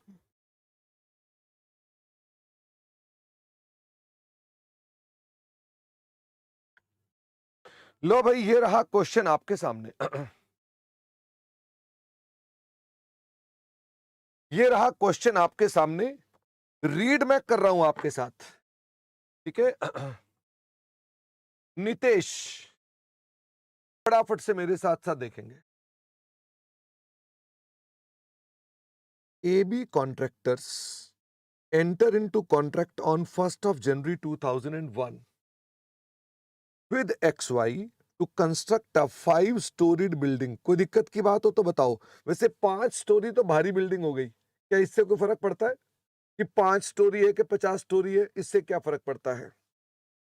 Under the contract AB is required to complete the construction in 3 years। फटाफट से बताओ कितने समय में आपने काम करना है? तुमने कितने समय में काम करना है? 3 इयर्स में। The following information is relevant. Fixed price 5 crore. कितने पैसे आपको मिलेंगे ही मिलेंगे? कितने पैसे आपको मिलेंगे ही मिलेंगे? 5 करोड़। फिर वो कहता है material escalation to the extent of 20% in the increase in material cost. बताइए, मटेरियल कॉस्ट की एस्केलेशन कितनी मिलेगी? To the extent of 20%। और लेबर कॉस्ट की एस्केलेशन कितनी मिलेगी? Up to 30% of the increase in wages. ये 30% मिलेगी। Okay, in case AB limited is able to complete the construction in less than 2 years 10 months, it will be entitled for additional incentive of 50 lakh. Hindi कर दूं कि समझ में आ रही है? कि अगर हमने काम 2 साल और 10 महीने में कर दिया तो आपको इनाम मिलेगा 50 lakh. However, in case of construction is delayed beyond this period, XY will charge penalty of 20 lakh. क्या पेनल्टी भी लग सकती है? इनाम छोड़ो, घर से पैसे जा सकते हैं। हाँ, अगर ढुलमुल रवैया रखा तो पैसे देने पड़ जाएंगे। At the start of the contract, AB has a reason to believe that construction will be completed in 2 years and 8 months. Assume the construction is completed in 2 years and 9 months. कोई दिक्कत की बात हो तो बताइए। फटाफट से बताइए। तो क्या मुझे पेनल्टी लगेगी या नहीं लगेगी? जल्दी से जवाब दो। क्या मुझे पेनल्टी लगेगी कि नहीं लगेगी? पेनल्टी नहीं लगेगी। इनाम मिलेगा कि नहीं मिलेगा? इनाम मिलेगा कि नहीं मिलेगा? तो इनाम, बच्चे कुछ कह रहे हैं यस, कुछ कह रहे हैं नो। तो इनाम तो पक्का मिलेगा। 2 साल 10 महीने में काम करना था, हमने कंप्लीट कर दिया 2 साल और 9 महीने में। इसका मतलब आप अपना रेवेन्यू जब निकालेंगे तो आपके लिए वो एलिजिबिलिटी बनती है, 50 लाख ये मिलेगा। लेबर कॉस्ट, अब कौन सा वाला? हरा वाला। Labour cost was originally estimated to be 1.2 crores। However, the cost have increased by 25% during the construction period। कितना आपको इसमें पैसा मिलना है? लेबर कॉस्ट में कितना पैसा मिलना चाहिए? लेबर कॉस्ट में ऊपर देखिए कितना अलाउड था, ये लिखा हुआ है 30% अलाउड है। कितना अलाउड है? 30%। तो आपके पास जब हुआ है तो 25%, तो आपको क्या मिलेगा? आपको 30% मिलेगा। बोलो हाँ, आपको 30% मिलेगा, क्योंकि 30% उसने कहा है तो 30% मिलेगा। हुआ एक्चुअल में 25% है। तो बताइए क्या लिखूं अपने पास? द करेक्ट आंसर इज 25% मिलेगा। Material cost have increased by 40% due to short supply. The total increase due to 40% is 80 lakhs। फटाफट से बताना, मटेरियल कॉस्ट के ऊपर आपको कितने पैसे मिलने थे? आपको 20% तक का मटेरियल कॉस्ट मिलना है। लेकिन आपकी मटेरियल कॉस्ट बढ़ कितने गई है? 40%। तो क्या पूरे 80 लाख मिल जाएंगे? क्या पूरे 80 लाख मिल जाएंगे? नहीं, पूरे 80 लाख तो नहीं मिलेंगे, ढूंढना पड़ेगा। क्या लिखा हुआ है? You are required, your teacher लिखा है कि यू आर रिक्वायर्ड लिखा है? सर ये तो हमारे बारे में इंस्टीट्यूट ने लिखा है। You are required to suggest what should be the contract revenue in the above case. तो आपने आंसर देना है कि इसका रेवेन्यू कितना होगा. Assume in the year XY has requested AB to increase the scope of contracts. Additional floor is to be constructed and there is increase in the fees by 1 crore. What is this? What is this? ये additional काम दे रहा है. हर्षिता ने कहा ये claim है. क्या ये क्लेम है? नालायक. सरिता ने कहा ये एस्केलेशन है. क्या ये एस्केलेशन है? नालायक. आपको एक नई मंजिल बनाने को बोल रहा है, तो ये क्या है? This is variation. What is this? This is variation. AB has incurred a cost of 20 lakh for getting the local authority approval, which will be entitled to claim from XY in increase in the fees. कहता है सरकार को रिश्वत देनी पड़ी. और sorry रिश्वत तो नहीं बोलनी चाहिए, पर होती तो वैसी है ना. हमें सरकार को कितने रुपए देने पड़ गए?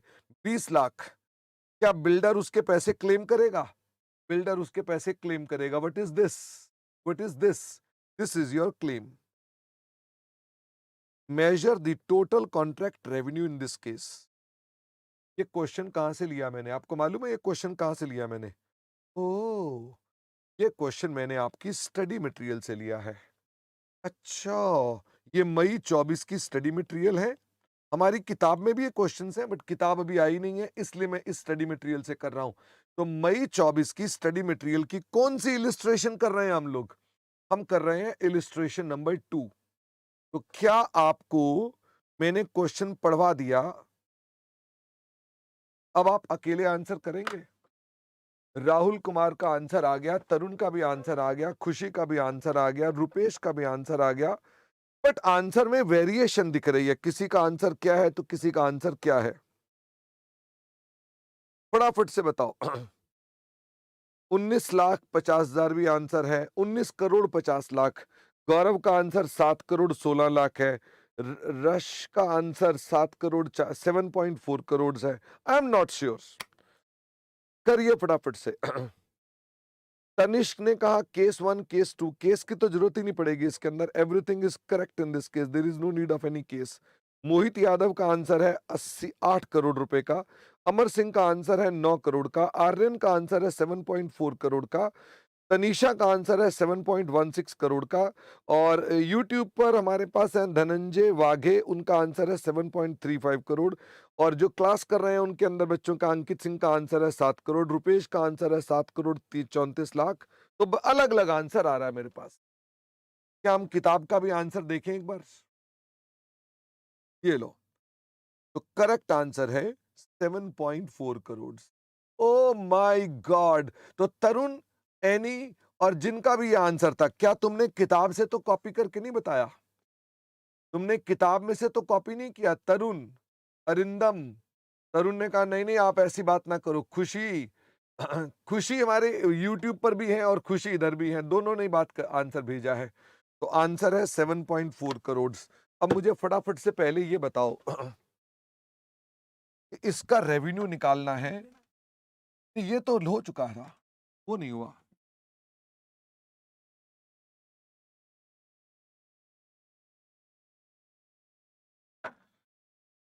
तो सॉल्यूशन लिखेंगे. Solution to question number 2. हमारी किताब में भी ये क्वेश्चन प्रोबेबली क्वेश्चन नंबर 2 ही होगा, बट फिर भी अब मैं अभी यहाँ 2 नंबर लिख रहा हूं. आई एम नॉट श्योर हमारी किताब में ये क्वेश्चन नंबर क्या बन जाएगा. ठीक है. तो मुझे सबसे पहले बताओ मेरा इनिशियल कॉन्ट्रैक्ट. पहले हेडिंग लिखो calculation of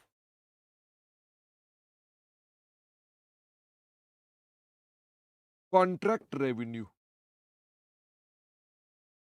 initial contract amount कितना है? हम ना फिगर्स को किस में लिखते हैं? करोड़ों में लिखेंगे. ठीक है, क्योंकि सवाल का डेटा करोड़ों में चल रहा है तो हम भी करोड़ों में लिखेंगे. तो आदित्य, मैं किताब में से नहीं देख रहा हूं, आप मुझे बताते जाना. ऋतिक कह रहा है टू द एक्सटेंट का मतलब क्या होता है? टू द एक्सटेंट का मतलब होता है अधिकतम यहां तक मिलेगा, उसके आगे नहीं मिलेगा. ओके ऋतिक. तो बच्चे ने कहा ये 5 करोड़ मिलेगा. ओके. आगे बताइए और क्या क्या चीज है. आश्रय कह रहे हैं कि सर आपने 1.2 करोड़ ऐड क्यों नहीं किया? मैं तो भी एक 5 करोड़ ही लिखा है, मैं तो और कुछ किया ही नहीं है। तो वापिस आइए और मेरे साथ-साथ देखो। मुझे ये बताओ, ये 5 करोड़ के अलावा मटेरियल के पैसे मिलने हैं अप टू 20% और मटेरियल का प्राइस बढ़ा है 40%, 80 लाख का। तो सारे बच्चे बताओ मटेरियल का कितना पैसा मिलेगा? Material escalation. तो ये बताओ हमारे पास 40% में कितना प्राइस बढ़ा है? 0.8 करोड़। तो 20% में ये कितना होगा? क्योंकि मुझे तो 20% तक ही मिलना है ना, तो ये कितना मिलेगा? तो आप अपने पास इसको ऐसे कर सकते हैं कि 0.8 अगर 40% है तो हमें तो 20% ही मिलना है, यानी कितना मिलेगा? 0.4 करोड़। एग्रीड? हमें 40 लाख रुपए ये मिलेंगे। और बताइए, मेरे पास क्वेश्चन वहां पड़ा है, आप बताइए अगर आपको याद हो तो, क्या लेबर के भी एस्केलेशन मिलनी है मुझको? लेबर की भी एस्केलेशन मिलनी है। तो लेबर की एस्केलेशन क्या है, आओ दिखाओ जरा। तो बताइए लेबर की एस्केलेशन कहां तक मिलनी है? ये मिलनी है मुझको 30%, पर हुई कितनी है? 25%। तो क्या 25% मुझे पूरे मिल जाएंगे? बताइए फटाफट से, क्या 25% पूरे मिल जाएंगे? हाँ। अब ये बताओ, लेबर का खर्चा 1.2 करोड़, तो 25% आपको मिलेगा, तो कितना अमाउंट हो गया?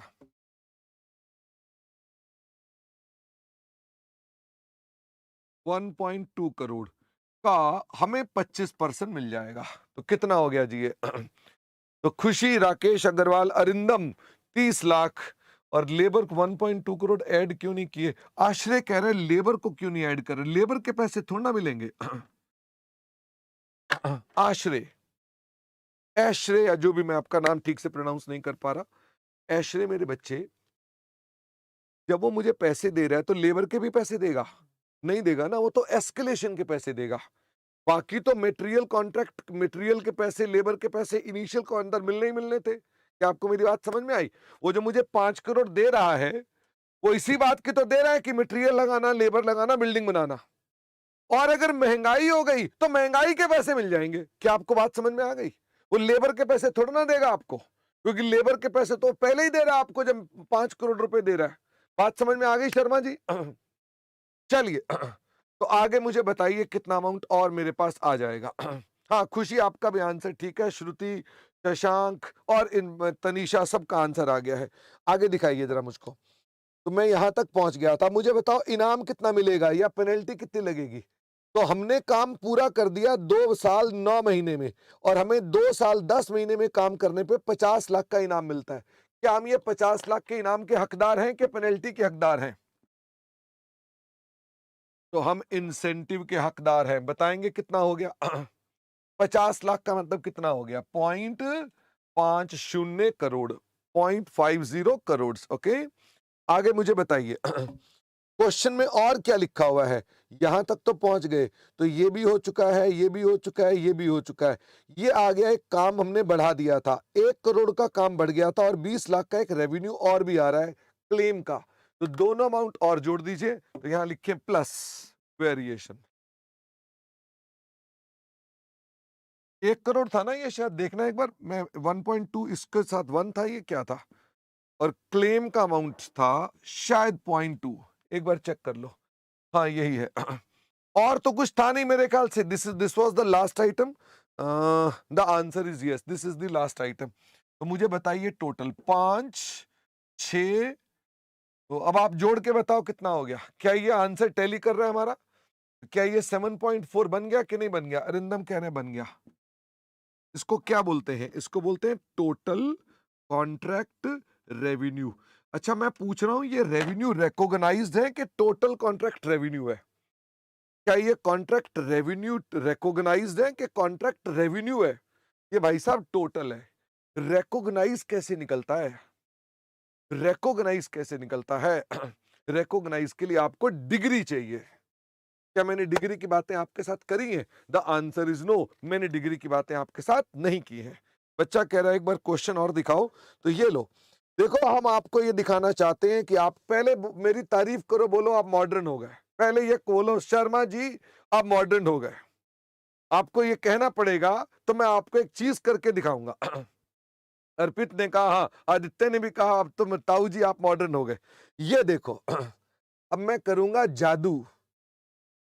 Ten ten ten ten ten ten ten ten ten ten. ये देखो, मैंने इसके अंदर से सारा का सारा रब करके दिखा दिया, एक ही बार में सारा का सारा रब हो गया। इसे बोलते हैं मॉडर्न टेक्नोलॉजी। ओके, अब कोई दिक्कत की बात नहीं, अब हम बन गए हैं बिल्कुल मॉडर्न टीचर, सारे टीचर पढ़ा रहे हैं आईपैड पे। अब ये ना कहना बाजार में जाके कि शर्मा जी टेक्नोलॉजी वाले नहीं है, क्योंकि सारे जितने भी और हमारे कॉम्पिटिटर्स हैं वो यही कहते हैं, अगर शर्मा जी तो पुरानी टेक्निक से पढ़ाते हैं, वो तो बोर्ड पे पढ़ाते हैं। बोलना नहीं नहीं, शर्मा जी अब बोर्ड से नहीं पढ़ाते हैं, उनके पास भी आईपैड है और उनके पास भी पेंसिल है। ओके, मेरा अपने नाम बदनाम नहीं करना है, ठीक है, मेरा आपको आपने मॉडर्न रखना है, बोलना बिल्कुल मॉडर्न है शर्मा जी। और बताना मत कि मैं बोर्ड के ऊपर से पढ़ाता हूं, ठीक है। मैं इसका प्रिंट आउट ले लेता हूं। ये मैंने अपने पास इसका प्रिंट आउट ले लिया है। अब सवाल ये उठता है कि इसके बाद हमारा अगला स्टेज क्या है। बस उस नोट्स के अंदर कॉन्ट्रैक्ट रेवेन्यू हमारा काम खत्म हो गया। अब मुझे बताओ अगली चर्चा किसकी आ रही है? अगली चर्चा आ रही है कॉन्ट्रैक्ट कॉस्ट की। हाँ, प्रियंका डिग्री की भी उसके कॉस्ट के बाद डिग्री आ जाएगी। ओके, अभी तो मैंने लास्ट क्लास में डिग्री का मोटा मोटा बता दिया था, बट कॉस्ट पता चलेगी ना तो कॉस्ट से डिग्री निकलती है। तो मैं कॉस्ट समझाऊंगा, फिर डिग्री निकालना सिखाऊंगा, तो फिर हमारी बात बिल्कुल सीधी हो जाएगी। ये मेरे पास नोट्स हैं उसके कि हम कॉस्ट में क्या क्या लेते हैं। दिखाओ जी। तो ये होती है हमारी कॉन्ट्रैक्ट की कॉस्ट, जिसमें कुछ डायरेक्ट कॉस्ट हैं, कुछ इनडायरेक्ट कॉस्ट हैं, कुछ ये हैं, कुछ फ्यूचर कॉस्ट हैं। इनसे निकलती है क्या? Degree of completion. ओ, पर आज मैं यहीं तक पढ़ाऊंगा, आज मेरा गला बैठा हुआ है। और मुझे लगता है कि मेरे को गले में थोड़ा सा आराम की जरूरत है। क्या होता है ना, कई बार चिल्ला चिल्ला कर पढ़ाने से गला बैठ जाता है। तो मेरे को वैसे तो डॉक्टर ने बिल्कुल कहा था शर्मा जी आपने बोलना भी नहीं है, पर मैंने अपने पास अभी तक प्रैक्टिकली क्लास एक सुबह भी ले ली और एक अभी भी ले ली। तो मैं थोड़ा सा रेस्ट करना चाहूंगा, और कल संडे है तो प्रॉब्ली मैं और रेस्ट कर लूंगा। तो आपके पास जब तक ट्यूसडे को आऊंगा तो बिल्कुल गला मेरा फिट होगा, हम गाने गाएंगे। आज मैं ज्यादा गाने भी नहीं गाए इस चक्कर में कि मेरा गला बैठा हुआ है। अगर आज मैं गाने गाता तो मच्छर टक्कर नहीं मारते लैपटॉप से, आपके माता पिता आके लैपटॉप बंद कर देते, कहते बंद करो इसकी क्लास मत लो, ये तो बताओ कैसे गाने गाता है। तो आज मैंने इसलिए गाने नहीं गा। मेरे पास आज देखो डॉक्टर ने भी दवाई दे रखी है, पर मैंने अभी तक खाई नहीं, मैं अभी खाता हूँ। माधव, हमारी क्लास का टाइम है ट्यूसडे, थर्सडे एंड सैटरडेज। तो मैं अब अपने पास आपको मिलने वाला हूं ट्यूसडे को, आज है सैटरडे तो मैं मिलूंगा ट्यूसडे को। आपको पढ़ाकर मुझे बहुत अच्छा लगता है और मुझे यंग फीलिंग आती है, मुझे लगता है कि मैं यंग बच्चों के साथ हूं, और मेरे को बिल्कुल ऐसी फीलिंग आती है कि बिल्कुल मैं छोटा बच्चा हो गया। आप सबका हमारी क्लासेस ज्वाइन करने के लिए बहुत बहुत धन्यवाद। Thank you very much. Stay blessed, जीवन में बहुत तरक्की करो, मंगल करो, अच्छे से पढ़ाई करो, लिखाई करो, अपना नाम रोशन करो, माता पिता का नाम रोशन करो। मिलेंगे आपको मंगलवार को, तब तक के लिए धन्यवाद। शुभ रात्रि।